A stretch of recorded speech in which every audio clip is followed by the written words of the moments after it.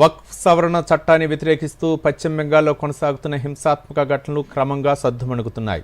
కేంద్ర బలగాల మోహరింపుతో ప్రస్తుతం రాష్ట్రమంతటా శాంతియుత వాతావరణం నెలకొంది. కాగా ఈ హింసాకాండకు సంబంధించి న్యాయస్థానాలు కూడా పశ్చిమ బెంగాల్ ప్రభుత్వానికి కీలక ఆదేశాలు జారీ చేశాయి. ఆ వివరాలు చూద్దాం.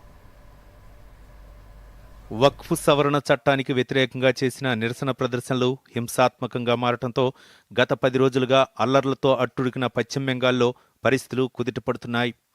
హింస ప్రభావిత ప్రాంతాల్లో పరిస్థితులు సాధారణ స్థితికి చేరుకుంటున్నాయి. కేంద్ర బలగాలు, స్థానిక పోలీసుల పహారా కొనసాగుతోంది. ప్రస్తుతానికి ఎక్కడా ఎటువంటి సమస్య లేదని, పరిస్థితులు అదుపులోనే ఉన్నాయని కోల్కతా హైకోర్టుకు రాష్ట్ర ప్రభుత్వం తెలియజేసింది. కోర్టు ఆదేశాల మేరకు సూతి, శంషేర్గంజ్ పోలీస్ స్టేషన్ల ఆఫీసర్ ఇన్ఛార్జీలను బదిలీ చేశారు.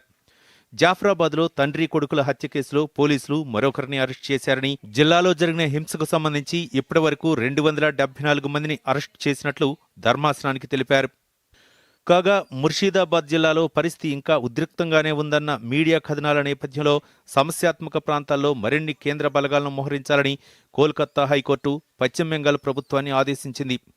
అదే సమయంలో హింసాత్మక ఘటనలపై ఎన్ఐఏ దర్యాప్తునకు ఆదేశించాలంటూ ప్రతిపక్ష నేత సువేంద్ అధికారి తదితరులు చేసిన అభ్యర్థనను కోర్టు తిరస్కరించింది.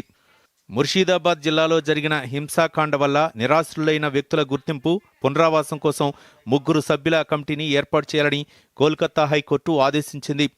3 సభ్యుల కమిటీలో జాతీయ మానవ హక్కుల కమిషన్, పశ్చిమ బెంగాల్ మానవ హక్కుల కమిషన్తో పాటు రాష్ట్ర న్యాయ సేవల అథారిటీ సభ్య కార్యదర్శిని సభ్యులుగా నియమించాలని సూచించింది. మే 15వ తేదీలోగా కమిటీ తుది నివేదికను సమర్పించాలని ధర్మాసనం ఆదేశించింది. మరోవైపు హింస నెలకొన్న ప్రాంతాల్లో స్వయంగా పరిస్థితులు తెలుసుకునేందుకు పశ్చిమ బెంగాల్ గవర్నర్ సివి ఆనంద్ బోస్, జాతీయ మానవ హక్కుల కమిషన్ సభ్యులు ఆయా ప్రాంతాల్లో పర్యటించారు. ఇదిలా ఉండగా పశ్చిమ బెంగాల్లో హింసాత్మక ఘటనలపై బంగ్లాదేశ్ చేసిన వ్యాఖ్యలను భారత్ తిప్పికొట్టింది.